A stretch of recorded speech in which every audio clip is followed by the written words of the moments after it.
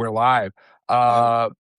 Hello, everyone. Here with Dr. Joshua Coleman. You'll know him as a family estrangement expert and author who runs a private practice in San Francisco Bay, senior fellow with the Council on Contemporary Families, which is such a needed subject. He's been in Washington Post, Ask a Therapist. Of course, his latest Oprah appearance on her podcast with some other relationship experts, which was such a cool film setup where you had that round room. So thank you, Dr. Coleman. Great to be here. Thanks for having me. I'm looking forward Uh, to it. yes. So for our viewers here, I really wanted to start off with a question that's important to me because some of the work I've done with clients, and I wanted your opinion. How does estrangement differ in biological families versus families who have adopted a child and maybe the adopted child decides to step away and estrange themselves and not speak Yeah, to parents anymore? right. Yeah, we don't have great statistics on that yet. Although I have seen a lot of it in my practice, that parents of adopted children do seem to be more at risk of it. And I think there's a few different reasons. One is if there was an attachment disruption, which there often is with adoption, particularly if it's a later in life adoption, it's not adopted from birth. But even then, there may still be an attachment disruption that may weaken that child's attachment to the parents. I found that if there's cultural differences, if it's white parents who adopt a Chinese or a Vietnamese kid or that kind of thing. Later in life, particularly when the kid gets into college, becomes more identified with their culture. There may be more anger about that. They may identify their parents more as kind of colonialists or, that you stole me from my culture. And that can be part of it. Um, so, um, so I do think that there's a greater risk, but I don't think yet there's any good statistics about it, but I could be wrong. If people have good research on that, I'd be interested in seeing it. Yeah, that would be an interesting subject. I think the data is still out. I do know that I think there's a lot of um, reactive attachment disorder that can happen when there's like early preverbal trauma with kids and then they're adopted and the parents don't know what happened in the orphanage, right? And we know that early Right. attachment window is so important. And sometimes you just don't know what's happening. Right, exactly. That's right. Yeah. Right, and So, right, and some adoption centers are much less well supervised, and so the child just may have been neglected, and so mhm, that may have messed with their whole attachment system neurologically. So it certainly seems like it could set up the possibility of a later estrangement. right. Okay. One of my favorite things that you've discussed is this idea of therapists as detachment brokers. And I know you've credited the sociologist who formulated that term, but therapists who, just for our listeners, subscribe to this model that when something's really wrong in your family, like if you find that the communication isn't going great or some kind of a boundary isn't being respected, that you need to estrange your parent, cut them off, go no Mhm. contact. And when one of your recent articles, you discussed the fact that therapy is not value neutral. A therapist is going to have values and guiding virtues, Right. and they're going to communicate those. They're going to influence, maybe without explicitly instructing. And so I was just curious, given your work in just tactfully laying this out, if fellow therapists have seemed open to that idea that they're causing harm, like what your communications have been like with therapists, if they're really getting that, if they're taking a look and noticing that they're shifting, that they're implicitly communicating that idea of just cut off as not a last resort, but a, let's say, sooner resort. I mean, I haven't gotten any correspondence from therapists where they said, "Hey, I'm really rethinking this now and realizing that I was kind of covertly or overtly encouraging an estrangement." So I think the people who are Mhm. probably not doing it in the first place are probably much more receptive to that idea than those who are. So I've seen, for example, articles in Psychology Today or other places online where therapists say, "Well, no therapist encourages estrangement." And I just feel like, first of all, you're wrong, because every day I get letters from strange adult children who say, "My therapist said that I shouldn't engage in family therapy, or I'm not ready to engage in family therapy because, my parent isn't ready to do it." I'm like, "I'm working with your parent. They actually are ready to do it. Your therapist has never met your parent." So I think I'm in a little bit better of a place to do it. And therapists, just even if they're not actively advocating estrangement, as soon as you call a parent emotionally mature, abusive, I mean, if they're abusive, let's call a spade a spade. But, calling them emotionally Yes. mature or a narcissist or a borderline or a sociopath or a gaslighter, you've already, participated in that detachment. And that term, the detachment brokers, comes from the sociologist Alison Pugh in her book, The Tumbleweed Mhm. Society. I think it's such a great concept. And what Pew was trying to point out was that, in the past 3 or 4 decades, and the political scientist Yasha Monk also talks about this, that our sense of responsibility for others has given way away from this kind of somewhat more communitarian perspective. The idea that we owe people something, our children, our Yes. parents, our neighbors, etc. This idea that no, your fundamental responsibility is to yourself and your own personal happiness. So when she calls them detachment brokers, it's kind of like, well, you don't have to feel guilty about cutting off your parent. Your primary responsibility is to you. You shouldn't feel worried about them. That's being codependent, or you're overly enmeshed, or that's because you were parentified. It's like, you know, I mean, first of all, a lot of that's just bullshit. But I mean, there's a utility to it, right? We're both therapists. I've used those terms before. I'm not going to complain complete innocence. It's not like Right. I've never ever diagnosed somebody who's outside my room. But if it's in the realm of encouraging or supporting somebody to cut off a parent, you better damn well be cautious, because you're going to be ruining the parent's life, and you better be damn sure that your adult child can't tolerate something different if you're supporting or encouraging it. Wow. That term parentified, I hear that so much. Yeah. So, Yeah. it's interesting. I think this I'm wondering your opinion on if estrangement is almost this sort of initiation or rite of passage where the child gets a head of steam and they know they need to be independent, but it takes some anger, and that's like the rocket fuel to be more independent. But they're interpreting that as, oh, I need to go cut a contact versus I need to be my own person. Like a weird mutation of the idea of failure to launch. Like, okay, I'm launching, but it's out of anger now. No, I think it's a really good point. There's so much to say on that. The University of Massachusetts sociologist calls American individualism adversarial individualism. And the idea is that you become an individual in an adversarial relationship to your parents. So she wrote this great book called Not Under My Roof, where she compared Dutch parents to American parents with the idea of drinking with the family during dinner, or having a boyfriend or a girlfriend spend the night, at the age of 16 or after. And Dutch parents are cool with both. And it's actually part of the culture. And she calls that interpersonal individualism, because they're raising the children into adulthood in an interpersonal guidance with the parents' participation. So, 17-year-old, 16-year-old can have a boyfriend or girlfriend, spend the night, have sex, dinner that night, have wine with the parents.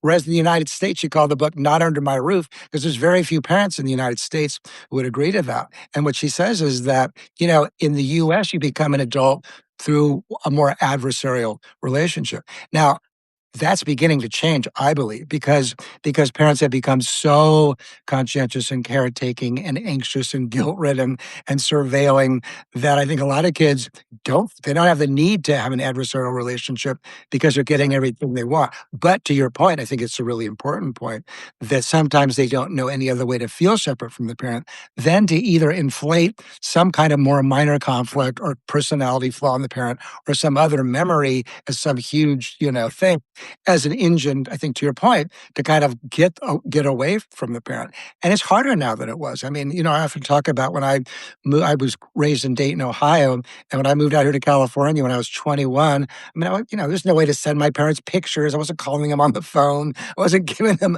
updates, And so we're just so much more enmeshed in terms of the family environments. And some adult children just don't know how to feel separate from their parents than to cut them off. So I think it is common.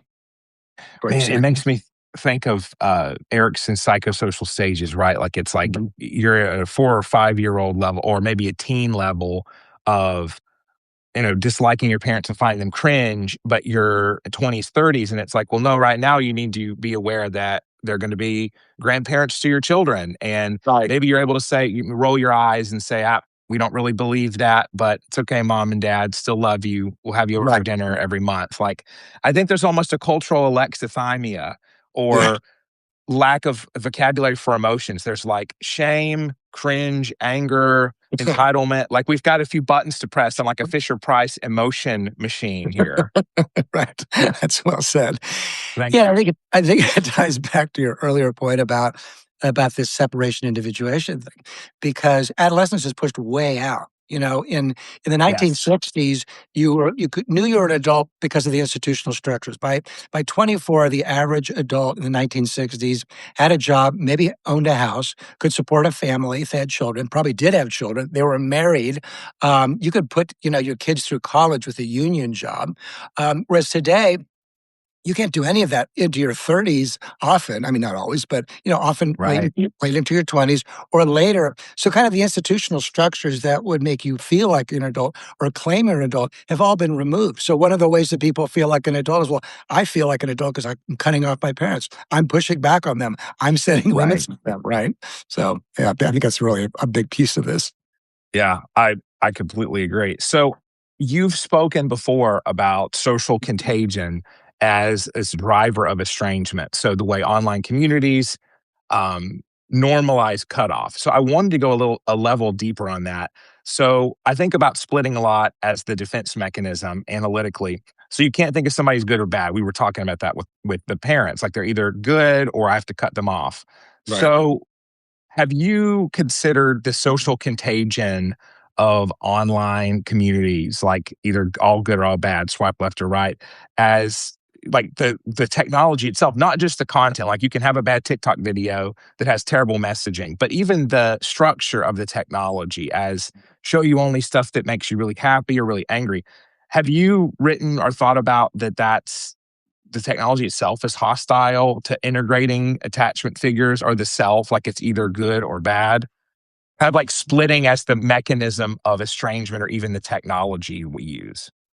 Yeah, I haven't thought about it in just that way, and I like that notion that sort of the algorithmic reality that's created through social Mhm. media does create these sort of silos of information, which really just amplify the worst and doesn't really populate the person's Right. ideas with other contrary ideas. So, for example, if you go on an estranged adult child, so I had somebody who reached out to me recently and said, I went onto one of those sites or Reddit site and I tried to push back on it, on some of the narratives, and Yeah. people are like, you're wrong. You've been gaslit. You don't belong here. Yeah. I mean, it's very cultish, and so It I is. do think that's really a problem in it, and it's certainly true in the political realm. And we know from research, say with the Pew Research Center, that shows that today political differences are the biggest value signifier over any other way that we sort of ascribe causality to other persons or their attributes, et cetera.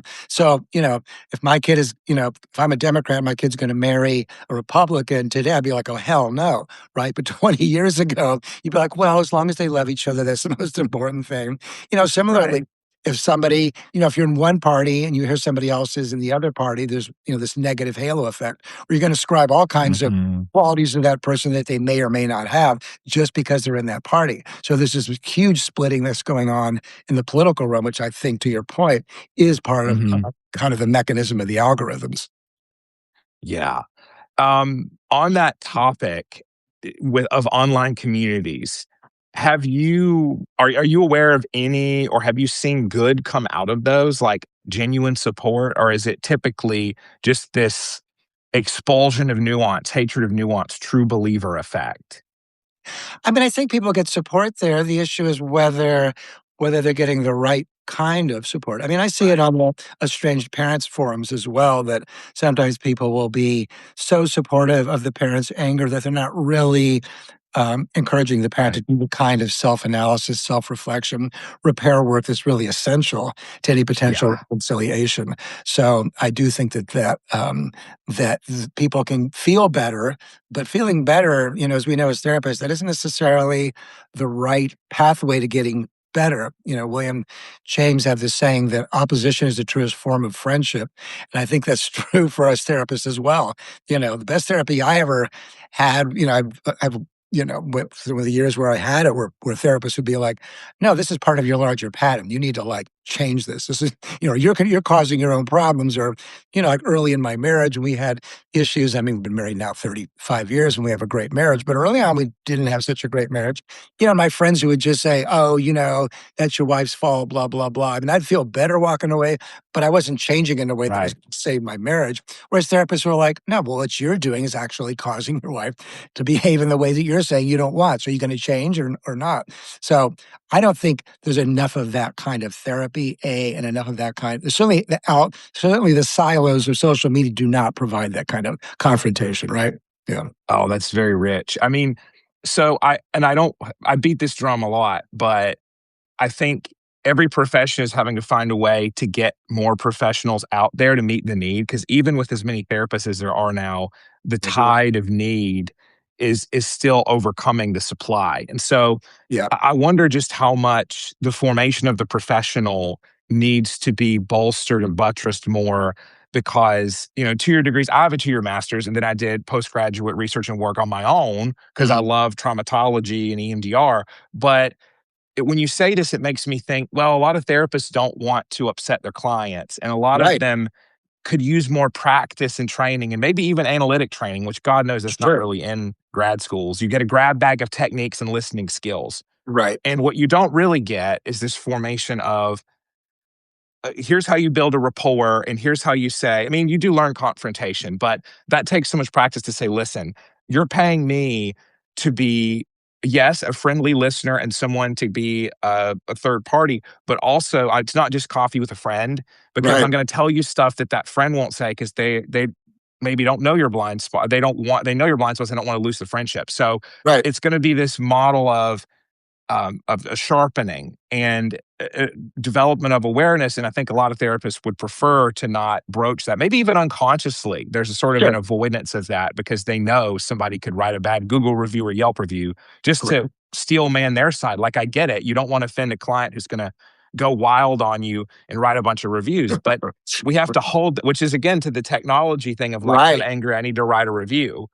So Yep. much there about the professionals needing to model that personality development, as you said, is through confronting blind spots and stuff that's not fun to do. It's not. And it's a real art. I mean, I feel like it took me a long time as a clinician to get good at it because it's really, we want to, for facing somebody with a hard truth about themselves that they're not seeing, they are much more at risk to feel rejected or hurt or misunderstood. So learning how to do it, my consultant in my practice for some 20 years was like a master at it, just kind of, it's like the velvet glove of confrontation. There's a way to say things. I mean, I use humor a lot. That's kind of my method, but not everybody No uses wonder humor. we get along. Yeah. I mean, if you have a good sense of humor, particularly if a client does it, then they may misunderstand it, right? But in That's the general, truth. right? But if in general, if you're warm and loving, and particularly to your earlier point, you have to establish the rapport and the trust first. But then you can face people with sort of the hard realities about the way that they're causing their own problems. And I think people really do want and need that, even if it hurts, right? Yes. Yeah. Yes, 100%. I think humor, I think taking out the sting through saying it in a way that shows your care. Like, I've had people ask me, "How do Right. you communicate something, unsavory?" It's like you're gonna say it in a way that you're communicating, "Here's why I'm thinking this and why I care about you." Like interventions for Right. addiction. Exactly. Um, okay, speaking of splitting and of difficult people, I'm just gonna say it. Uh, what has been your experience with parents handling and communicating with children who have personality disorders? I know Uh, that's a hard mode question, but when huh? somebody with a personality disorder estranges their parent and then just starts to spew the therapeutic quasi religion of estrangement dialogue, wondering your Right. experience with that and your pointers.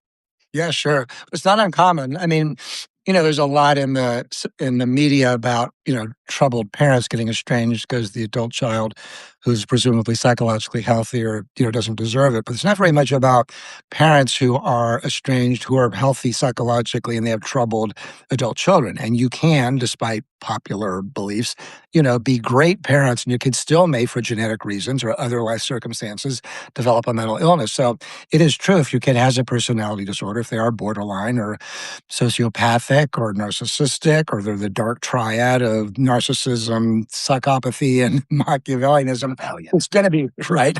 It's going to be really hard. And if they're married to Yeah. someone who has that, all those things are going to make it really hard. So, in general, you know, what I tell parents is it's a matter of love and limits. It's love because it's not your kid's fault. That they have these issues, but it's limits because those people who have that psychology can be really abusive and manipulative. So parents have to be able to set limits. But sometimes those adult children need to blame the parents because of how much shame they feel about how bad their life is. And I usually don't. Bingo. Yeah, I usually don't encourage parents to defend themselves or explain it away or push back or even confront their adult child. I usually encourage them to try to find some kernel of truth.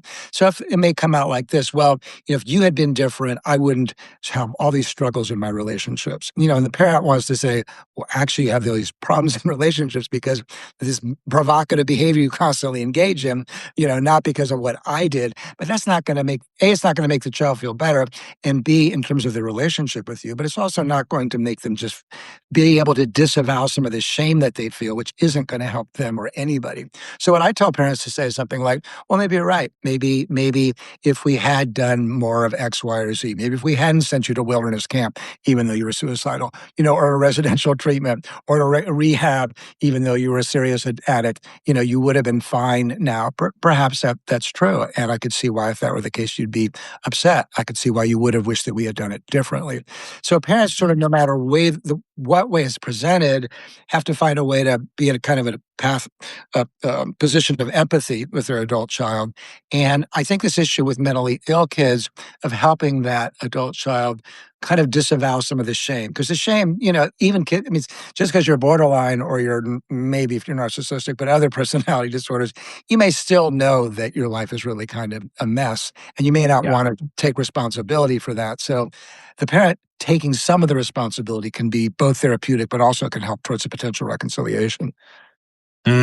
Yes, I mean, that's teaching people to think like a therapist, right? Right. Of, Exactly. Yeah. okay, find the kernel of truth, find the hurt, Yeah. speak to that versus the smoke screen. Because with Yeah. personality disorders, there's so much smoke screen of, here's the shame over here, but it's a shell game. Watch what I'm doing over here. I'm blustery, I'm angry, I'm better than you, but Right. really it's the shame down here Yeah. that's That's, talking. that's exactly right. Absolutely. So, one of your recent Substack articles, to shout that out, was really rich about trauma and the ways that parents experience estrangement. That really the spectrum, the rainbow of emotions there. So, when I think about ambiguous loss, which is so rampant in our culture, being ghosted, grief without closure, like there's no body with estrangement, right? Yeah. Or with Right. when people disappear. We hear about friendship ghosting as Yeah. parents a lot now as therapists, because people will just estrange their friends, and it's heartbreaking. But Yeah. when when you frame estrangement as ambiguous loss, or when you speak about that as trauma, ambiguous loss, how does that impact your work? Like, what interventions do you suggest to parents, or how are you intervening on that body somatic level? I know there's a lot of questions in there. You can feel free to take what you want, but Sure. it seems like there's that grief component that's ambiguous, that demands closure, even when that's not readily available. It's not readily available. And yeah, just for the listeners, ambiguous loss was a term developed by Pauline Boss, a psychologist, about Hmm. 20 years ago or something. I forget when she first published about it. I don't think she was thinking about estrangement at that time, although I have interviewed her and she said she does feel like it fits estrangement. Hmm. An ambiguous loss is a loss that isn't yet sort of socially identified or constructed. So, if I were to get divorced tomorrow, or, if, my parents already passed, but the fact when they passed, or if I was diagnosed with cancer, or any of these things, there's a sort of a rich literature and resource list out there for how to get support for how people can address you, even whether they're tone deaf or not. But there's sort of a way to do it. It's a very well defined loss, right? Whereas an ambiguous loss is something that's not yet part of the larger culture, and estrangement's one of those things. So if you're an estranged parent, what I often hear from parents, if they've read my book or seen something, is like, "Oh my God, I thought I was the only one. I didn't even know whether there's a name for this. And I don't talk about it with anybody because I figure if I do, they're going to say, well, you must have done something pretty messed up. Adult children don't cut off their parents for no reason. So you must have done something, right? So it's hard for them to get support around it. So it's indeed an enormous loss because parents who are going through it feel intense feelings of grief, shame, regret, sadness, worry, fear, anger, but there's sort of nowhere to put it. And it's not like the death of a child, not to minimize that in any way, because that would be a nightmare as well. But at least with the death of a child, they're not still rejecting you in life, right? Whereas if a parent Yeah. is cut off, it's a day-to-day rejection, and it's a day-to-day hope that maybe today's going to be the day that my kid reaches out. And that's why holidays and birthdays are so painful for parents because it's like, well, are they going to call me this Christmas or Hanukkah or whatever? They're going to, reach out to me finally. Will this be the year they recognize my birthday or Father's Day or Mother's Day? So estranged parents are constantly living on the edge. And I found that the work of Marshall Linehan, the psychologist from University of Washington, right, Yes. who developed DBT. DBT, who developed borderline dialectical behavior therapy, is really helpful with this population because one of her central concepts is radical acceptance. People sometimes write me and go, that's Tara Brach. It's actually no, it was Marshall Linehan. She developed it and Tara Brach popularized it. Yeah. But radical acceptance is an essential thing for if you're going through an estrangement because one of Linehan's quotes that I love is the pathway out of hell is through misery. The more you fight the more you fight your misery, the more you stay in hell. And so that's sort of the key insight of radical acceptance, that pain plus struggle equals suffering. That the more that we can just kind of acknowledge the pain, face it for what it is, accept it. Accept it doesn't mean I'll never try to work on it or solve it. Accept it means there may be nothing else I can do. So I'll often tell an estranged parent if I help them write an amends letter, which is one of the key things I help parents to do, and the Yes. adult child hasn't responded, and they do maybe one follow up, and they still don't respond, and it's been a year, then you have to just not do anything for a year, and you can feel confident that you've sort of done the big move, unless your kid has said, "I need you to do X, Y, or Z." That's different. But if they're basically no Hmm. contact and have been, and you've reached out, then you have to say, "Okay, I just need to accept I've done everything that I can, and I'm going to focus on the good parts of my life or myself. Remember the good ways that I was a parent, and I'm not going to keep tormenting myself with this." And a related concept, which I've heard somebody said comes from Lao Tzu, but somebody else said that it doesn't. But it's this idea that anxiety is living in the future, depression is living in the past, and joy and resilience comes from living in the present. So I mean, it's a mindfulness Buddhistic concept, regardless, right? So when you're an estranged parent living in the past is when you're tormenting yourself with guilt, regret, anxiety, self-hatred, self-criticism, etc. When you're living in the future, you're catastrophizing. What if I never see my kid? What if I never see my grandchildren again? What kind of a life is this going to be? And joy and resilience from living in the future doesn't mean present. If you're living in the present, that doesn't mean that you're always just going to feel joyous and resilient. It's just that whatever painful experience you're having, if you're attending to it and letting it come and pass, you're going to be much better off than if you're constantly sort of unconsciously rebooting it with depression or anxiety, living in the past or living in the future. And we're all doing that all the time. I mean, our brains have evolved to be that way because that helped us survive during our evolution.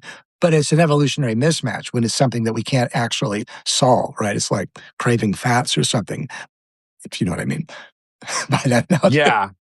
Yeah. No, I love that. I think that when we have clients who have the unsolvable problems, we just have to help them expand their life in some other ways, like make Right. meaning. The meaning making is so big. Yeah, absolutely. Yeah, without meaning, and that's the hardest part for strange parents because it's tied to this notion of mattering. That we all need to feel like we matter, and once we have children and grandchildren, we really feel like we need to matter to them. And I had a mother say to me, "Nobody calls me mom anymore."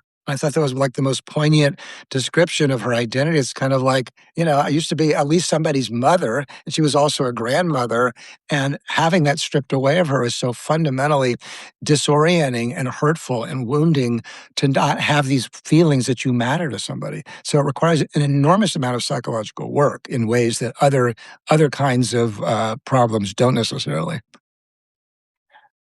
100%. Very well said. The mind really privileges incompletion, like with the Zeigarnik effect. That's like my area of academic research, that memory for incomplete tasks over memory for completed ones that Bluma Zygarnik discovered in the 20s.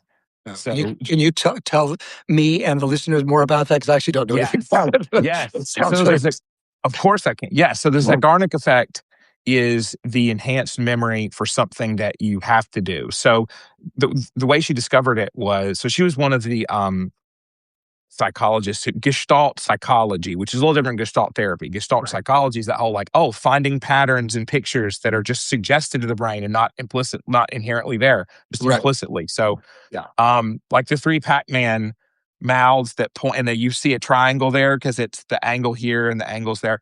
So essentially, when she was at a restaurant, she noticed that wait staff could remember the orders that they hadn't fulfilled better than the ones that they had, because their brain, and so she studied it and discovered, like, she posited that it's this tension for completing and attending to mentally the task that hasn't been done yet versus mhm, something that has. interesting. And so Um, traumatologists then, especially in the 80s, went on to research, like, okay, trauma is a form of Zeigarnik effect where you like interrupted from escaping, interrupted from closure. I know Peter Levine has talked about trauma being like too much, too quick, too fat, all those different things of excess, like, and being trapped and unsafe together is what makes mhm, trauma. And so, okay, you're interrupted from escape and you encode that. You want, it's the repetition compulsion too. You can go oh, Freudian.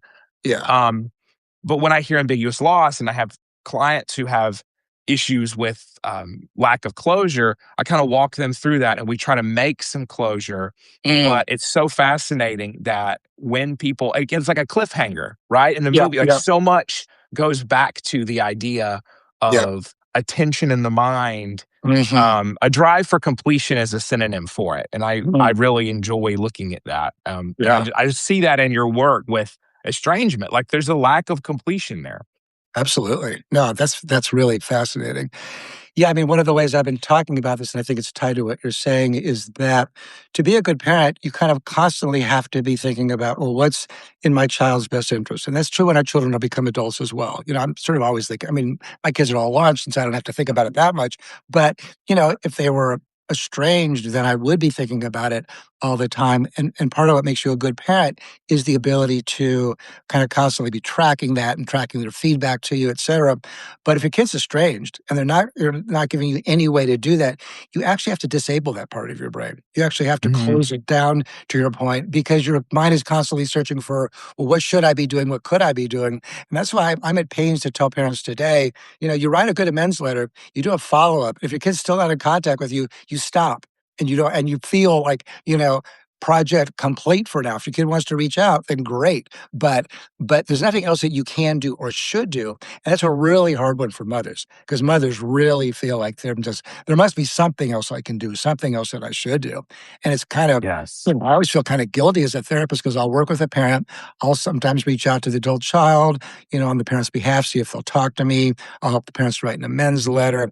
But if they won't talk to me and they don't respond to the amends letter, then the parent will say, okay, well, what do we do next? I'm like, I'm sorry, but next we just wait. You know, it's Hmm. kind of like you only have so much power to influence your adult child. Nothing compels an adult child to have a relationship with a parent today beyond that child's desire in our culture. So it really hampers the parent's ability to influence them beyond these kind of fairly small steps. But once they've Hmm. taken those steps, then it's time to kind of disable that part of your brain that's telling you, well, you have to do something. You're being a bad parent or a bad person not to. Well, yeah. Yeah.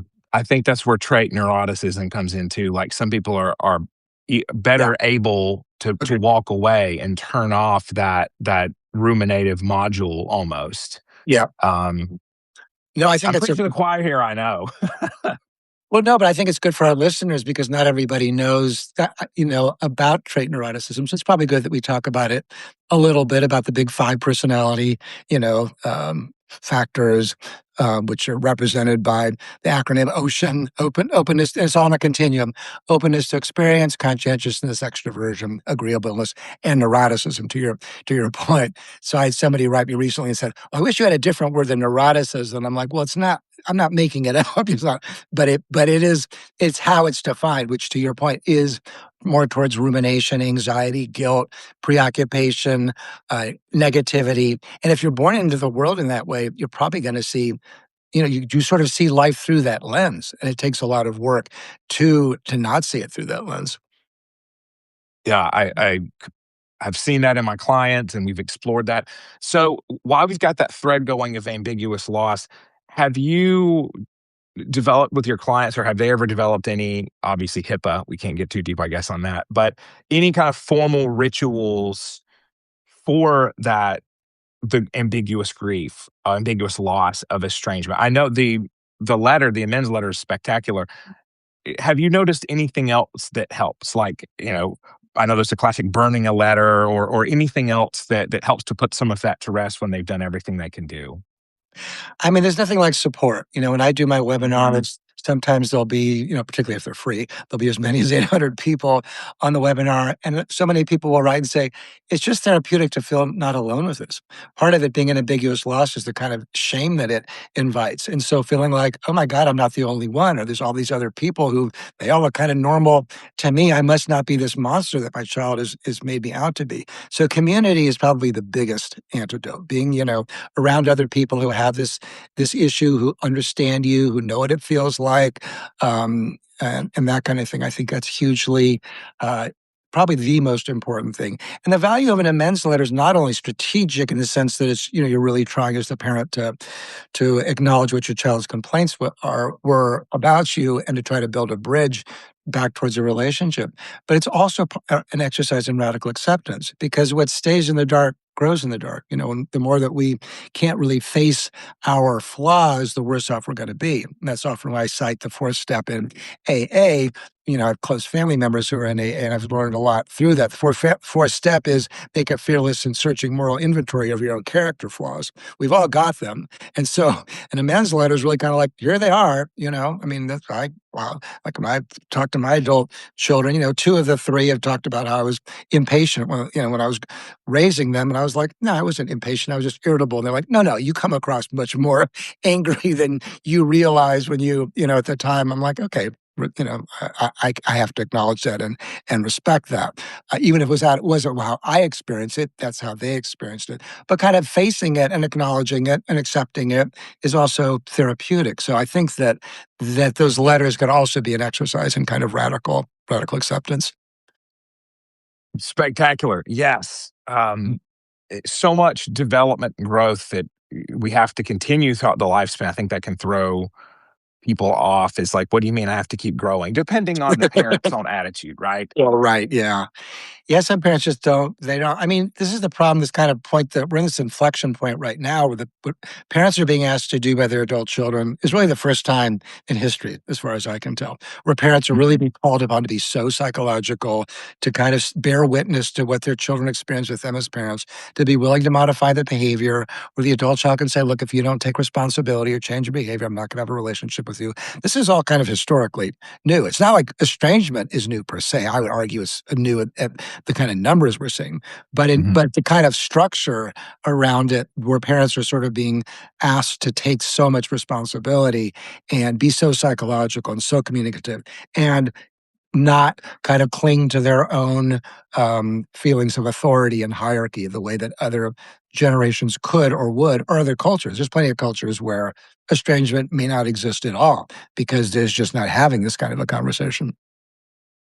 Right. Yeah, the psychological man concept from Foucault, or just the massive self-help culture that's filled the gap of faith and religion, right? Like, you have Yep. denominational differences, Yep. It's and yeah, you have one thing that fascinated me, is your um, discussion about life is being explained backwards. Now, you quoted a sociologist who said that, and that yeah. parents' own um, failings like are considered, like the failings are found because the child's not doing as well as they want to now. Like, there's some circularity to the definitions here, and Yeah.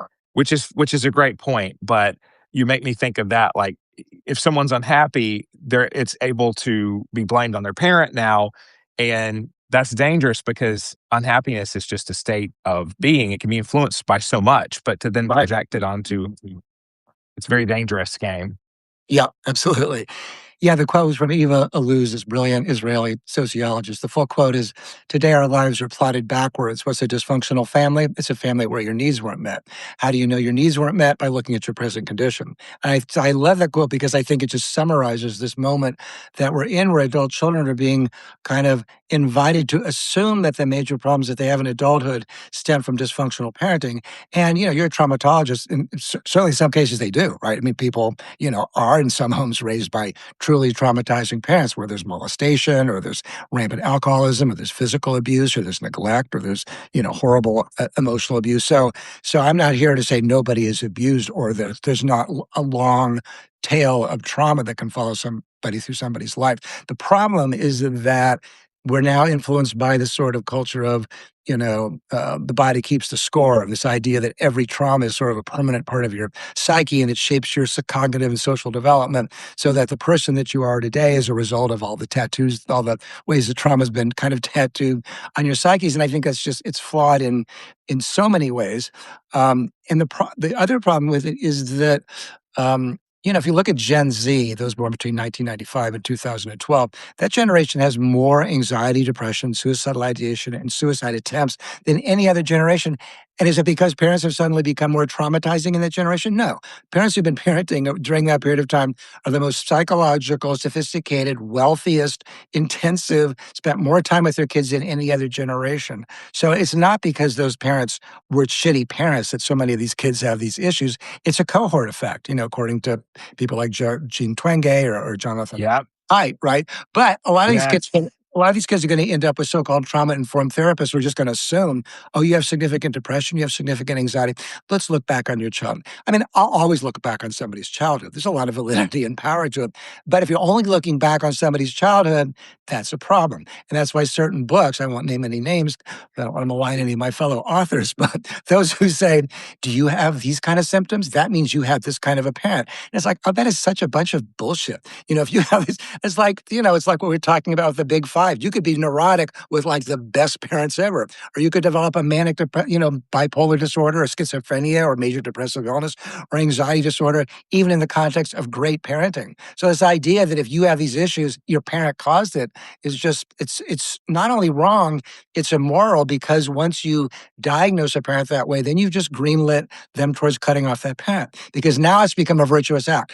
I'm talking back against my traumatizers, or I'll sometimes see correspondence from a strange adult child will say, well, I'm cutting you off and I'm cutting off access to your grandchildren, even though you were a good grandparent, because the trauma stops with me. I'm like, no, the trauma's not stopping with you. The trauma's continuing with you because you're traumatizing your parent. So you can say what you're saying to do to protect yourself, but don't act like what you're doing isn't trauma, is actually stopping the cycle of trauma, is continuing the cycle of trauma.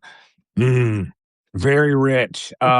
I mean, this is the right conversation because as a traumatologist, as a therapist specializing in trauma, I'm Yeah. going to shake it up a little bit and Yeah. say, Please do. no matter what, the way out is through. And so, Mhm. methodologies like prolonged exposure therapy, eye movement desensitization and reprocessing, whatever, cognitive processing therapy, wherever you want to go, whatever acronyms you want to throw out, Yeah. even with severe trauma, the pathway is to say, this happened, it's bad, where I'm safe now.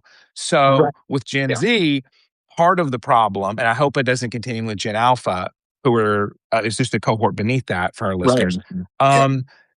They restarted the alphabet. So, yeah, I guess you have to. There's nowhere else to go. Yeah. So there's a problem with lack of life experience. And we've seen now in real time the idea of overprotectiveness causing the reverse of the desired effect. So Yeah. lack of dating, lack of physical intimacy, lack of communication skills. Human beings are born with instincts and with capacities and temperament, but they certainly aren't born with competencies. And so Right. so much of the anxiety and depression occurring, I would say, that's being labeled trauma is I haven't done something, I'm afraid of doing it. And so Yeah. instead of doing it, and even if it sucks, I took a step and I'm proud of it. The replacement is the psychological framing of I'll move forward when it feels perfect. And Yeah. that's a timeless, pernicious myth that I have to feel perfect before I practice. Right. Yeah. Can you speak for my audience to my audience about because what you just said is so important because so many parents are being estranged today because their therapists aren't telling them to do what you just said, which is kind of like, okay, let's say your parents did traumatize you, let's label it, let's expose you to that, and then Mhm. let's move on. I think so many adult children are being told, well, if your parent, being around your parent triggers you, then you're not safe around them, and you just shouldn't. You should estrange yourself from them. So, can you sort of speak to my audience and say more about sort of as a traumatologist, sort of what that looks like? You understand what I'm asking? Yeah, so what it looks like, what Like in the go office, like yeah. yeah, pivoting through triggers, working through triggers. Yeah, yeah, just a little bit, yeah. Absolutely. So when people come to me for generalized anxiety disorder, which is just what most people call anxiety, or panic disorder, which is panic attacks, or they come to me for things like trauma or phobia. It's like a phobia, like arachnophobia, right? It's a Yeah, very common one, claustrophobia, fear of closed spaces. The way out is to create a hierarchy of that, like what's the most upsetting element of that, like, okay, facing a tarantula, and the least upsetting, like looking at a picture of it, and to desensitize that. So to take some time, face that fear, look at a picture of a spider, um, watch a movie of one, and do some bilateral stimulation with EMDR, like the eye movement back and forth. Um, and to pivot into that. And so when we hear the word triggers as therapists, what that means is a trigger of a memory of typically it's I mean that's like the formal definition of yeah, a memory of what happened. So if it's PTSD from war exposure, you hear a car backfire, you hear a firework, you think it's an IUD, you think it's excuse me, an IED, you think it's a yeah. because it Better get depends on that the war. straight. That's such a common thing. People confuse those and then it gets me confused. So I know, I um understand. you hear an explosion and you think that triggers you to feel like you're there, right? So that's like a real PTSD thing. Now, the Right, word trigger has kind of evolved to mean makes me uncomfortable. So right. we have to look at what is the intent of the other person. Can we know it? Like if you're around a parent and they're constantly making snide comments about your weight or they're Mhm, actively making you uncomfortable, that's one thing. And that requires boundaries. It requires DBT skills. We talked about that a bit. That requires interpersonal DBT skills. But if you're just remembering, if you're feeling uneasy around your parent and kind of thinking on times where it didn't go well, you do have to be around and create new memories enough to crowd out those triggers, right? right. That's Yep, the way through. Like public yeah, speaking, if you're afraid of doing a group project in college, the answer isn't to get out of it with a letter. It's to right. say, I'm going to do it. And even if it goes badly, I'll have more. I can do it again. And I develop this competency. So is that Right. kind of what you were asking? Yeah, yeah, yeah, yeah, because I think so many adult children are sort of being guided to just avoid the parent, and that's Yes. sort of acted. It's sort of treated like it's some virtuous act. Well, I'm respecting, I'm setting boundaries now on toxic, hurtful people, and often the people that are having the boundaries set on them are workable people. Mhm. So I think, and the other thing way I think about this is that. To have a close relationship with a parent in the same way I have a close relationship with an adult child is a psychological achievement. It requires a certain kind of skill set for both. If you're the adult child, it requires the ability to sort of hold on to your feelings of selfhood, identity, resilience in the presence of your parent, even if your parent's behaving badly. If you're the parent, the task is to be able to tolerate your children's complaints about you or requests for different behavior and not be completely undone by it. Both things require a whole subset of psychological skills to be able to do that. And so a lot of my work with families is making sure that they have those things on board if they're going to try to have a reconciliation. Yes, absolutely. So I would say look at the parent's behavior now to the estranged adult child. Okay, so if you're trying to make amends and they're trying to make amends with you and their behavior is different, try to put those triggers to the past behind. If it's not Yeah. different, then you have an answer that they're not willing to change and honor what you're requesting, right? Like, Right. is your request reasonable? Is it something workable? Cool. You go to the next step. Can you meet and can you create new memories because in one of your recent articles you said like people don't understand enough about memory science or and you linked to an article Right. about false memories. I mean, we're constantly recreating our memories. So Right. oh, this is a good point for your audience. So Yeah. with trauma triggers, imagine a snowball going down the hill and it starts small and then you rehearse it as more upsetting and more upsetting and then you develop fear of the memory, fear of that fear of the memory, and you just Mhm. enhance that memory with more and more terror. That's Yeah. the least advisable thing to do. You have to Yeah. demystify the anxiety. You have to walk into it. And that's where therapists really can be helpful, is to For teach you this sure. stuff and go through it with you in the office, rehearse it, role play it, EMDR Right. it, and realize, wait a minute, my memory isn't always 100% accurate. There's affect, there's feeling that gets attached that builds the snowball of Right. shame and fear. And you Yeah. have to walk away from that if you, and like, well, why should I even do that with my parent? Because that's Right. the future grandparent of your child. That's a social connection. That's someone that is part of your story. Right. Absolutely. And there's also sort of just the moral issue. These are the people who gave you life, and they deserved for you to spend some time on them. I think there's an obligation that both generations have to the other. I do think the buck stops with parents. I do think it's incumbent on us as parents to show empathy, to take responsibility, to find the kernel, if not the bushel of truth in our children's complaints about us, to be willing to accept their boundaries and have a relationship that's more in line with their ideals. I don't think parents have the right to kind of just say, no, I'm your parent. I get to set that. You have to obey me. First of all, it's not going to work, but I also just don't think it's, the right way to do it. But from the adult child's perspective, I think there's an obligation to say, I wouldn't be here if it wasn't for this person. There are probably good memories, and in addition to the bad, I can give those Yeah. greater weight than I am currently. I mean, if there's no good memories, if you're just this out of control parent throughout your whole life, I get it. But most people who are estranging themselves, that's not the case. There's usually good and bad, and they're sort of Yes. privileging the bad memories over the good as a way to justify it.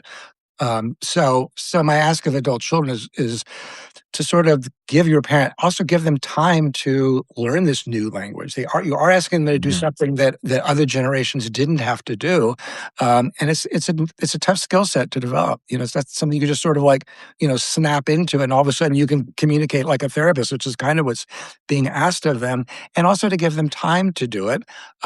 If you're going to approach the parent with your complaints, don't come in saying, "Oh, it's because you're emotionally immature, or you're a narcissist, or you're a borderline, or whatever." You know, Yeah. Name calling. exactly. Don't do No. that. It's just you're not going to get what you want from them. They're just going to be defensive, and you're going to feel like that's proof positive that you can't trust them. So make it easy for them to give you more of what you want. It's kind of one of my many wishes. You've made me think of a good metaphor for it. I think of it's like speaking a different language. So Gen Z, so millennials, Gen Z, Gen Alpha, like they can be phone savvy in certain way. They can be new, whatever new tech there is. The youngest people who stay on it the most understand it. And when you learn a language young, you are much more fluent in it. No, So when these younger generations learn the psychological language, the psychobabble, yeah, and they expect a parent to come alongside and start talking about identity and selfhood and following your right, heart and all of right, this stuff immediately to get it. It's like, well, wait a minute. They're going to have to Duolingo a little bit of this. They're going to have to catch up that's on right. the language process Exactly. here. Like, come on, give them a break. Cause I'm Yeah, kind of, I'm, bilingual. I can understand like the Southern right, kind of boomer side of things. I can understand the newfangled stuff. Like I gotta mediate between it a little bit here. And you have to right, have that empathy. There's that right, word, whatever you want to call it. Just that mentalization. I think that's been lacking too. Like tech makes us the measure of everything because it wants to sell us stuff. But right, that capacity to mentalize, to say, what is the other person probably thinking, given what I know right. about them? Yeah. So important. And that things take time. I mean, I think it's the other problem with this moment is that we're sort of so used to instant delivery and instant gratification, and the idea that this relationship may take, time to work things through, or my parent may need more time to kind of learn how to talk to me in the language that where I make sense of the world. So, um, yeah, I think it's a hugely important thing. I want to ask you a question as a traumatologist. So, to me, I'm very critical of the whole recovered memories thing for a variety of reasons. Is there any science from what you've learned as in your trauma research to sort of support that, or how do you think about that? Great question. Yeah, recovered memories. I'll put it this way. So there is some truth to suppressed memories. I don't know Sure. hypnosis. I don't know hypnotic work, so I'm not going to defend that. But when clients repress memories or don't think about certain elements, certain details of a trauma, and then we are reprocessing it, and they've got that distraction of the eye movement or the tapping or the hand buzzers that we use in EMDR sometimes. Um, Sometimes they're able to play the memory out longer, like the VHS tape was a clip they were running, but then it extends. And so part of it is that I'll sidestep the question and say the affective part. This is what we teach because I help to teach EMDR as well.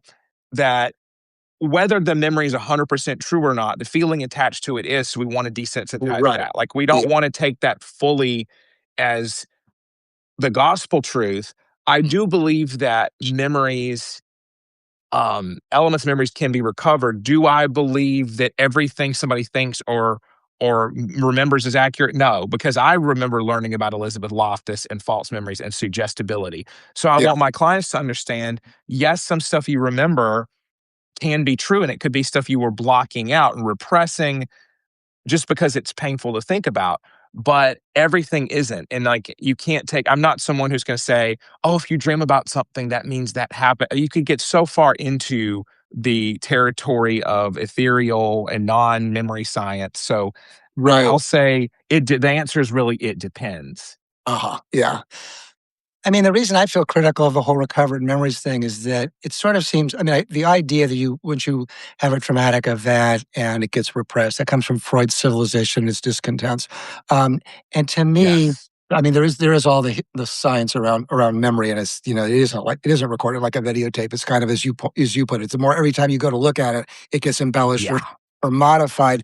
But to me, Right. just from an evolutionary perspective, it doesn't really make sense to me that you would repress a dangerous event, because part of the reason we have PTSD is a way to keep ourselves hyper vigilant to these traumatic, events happening again. And so it doesn't make sense that we would push that out of memory if we're actually pushing out of memory something that would really help us to survive. So, but I do believe that people can suppress painful memories. So I agree with that. Right. Right? Yeah. So this is an interesting point, and you'll totally ride with me on this. So, from an evolutionary perspective, you notice that kids who experience severe trauma dissociate it and they still love the parent. Mhm. They adapt, they attribute the pain to themselves or to something else, or they dissociate and go somewhere else mentally because they Right. have to maintain the Yeah. attachment to the parent or they'll die in the wilderness. And so I think Right. a lot of the times where we see dissociation of memories and basically putting them aside and repressing them is in abuse that happened early in childhood, where the child had to push that away in order to keep attachment to that parent and survive from that evolutionary perspective. So we could map out something like this. This is a cool conversation. No, no, I don't know if you know Fairbairn. He was, I think, a British object relations theorist, but he has this great. Oh, Do you know him? yes. Yeah, he has this Yeah, great way quote. back I read some of his stuff. Yes, yes.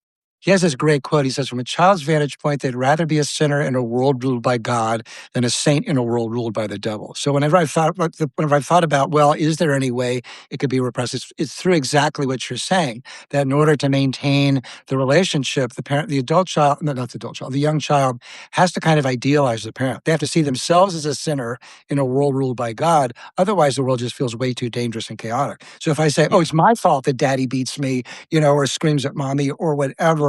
It's not, it's not not that daddy's out of control. He's a terrible person. He's going to do it again. I just need to figure out how to be better. That gives that child a way to kind of a mechanism of sort of feeling like they're controlling their outcome. So to me, that could certainly cause something to be sort of reorganized in the brain. Whether it would actually be repressed, I'm still not convinced. But I do think that that's kind of the important mechanism. Right. No, I'm with you. I mean, the predictive processing model of cognition that Carl Friston has posited, that gets way into the weeds of basically the brain is computer, but like everything is inference. So we're constantly looking to see that things match with what we're predicting. Right. So like when kids adapt to an unpredictable father figure and are just like, oh, that's how, and they're looking to attribute, like I'm attributing, okay, it was my fault. So then I have some predictability there, right? Yep. Like I can infer if I do something, it matters. So much stuff is downstream of that. And that's where traumatology comes in of, yeah, okay, so now you're 21 years old, right? Mhm. And you're outside of that environment and you have to get some papers in, you have to graduate college. Like, and now what? The and now what question Uh-huh. it cuts through so much, so many models, so much of, okay, so let's say all that's true, like what you said with the parent, like with someone with personality disorder. Okay, let's say all of what you said about your parent is true. Okay, it's Yeah. not my business to debate you and get into the Right. methods of that. But to hear you and say what's helpful. So what's helpful is to desensitize and move forward. That's going to be the road for anything. And even different therapies like DBT is all about. It doesn't sound like there's much more desensitizing than going through misery to go to hell, right? Like that is a desensitization That is a process. path through desensitization. Yep. So I just want everyone out there in psychology mind land and our listeners to know, like, we have passed out. We know desensitization works. We know so much growth and development tips and tricks, and they don't involve being someone who gets captured by ideology, and influencers to continue to bean count on what your parent did to you, because you're actually not going to come out of that with anything anyway. Right, exactly. You're just practicing avoidance rather than engagement. And from a CBT perspective, the more we kind of face the things we're the most scared of or worried about or upset about, the more resilient we become. Mm, Yeah. yes. Anyway, Jeremy, this is a great conversation. Unfortunately, I have to run, but I really appreciate it. It was a great topic. Let's do this Absolutely. again. Let's do it again. Thank you so much. I will log it Okay. off, and then it'll give the option to like post right away. And I'll probably Okay. click review on web first so we can edit Okay. it if you want something like that. We don't need to edit, but yeah. Great. Okay. All Great right. talking to Great. you. Okay. Great talking to you, All sir. right, you as well. Take it easy. Bye, Dr. Okay. C. See you later. Okay. Bye. Do I have to do anything or? All right. Let's see. No, I think we can just end. Let me do that. See you later. Have a great Okay. day. You too. Bye bye.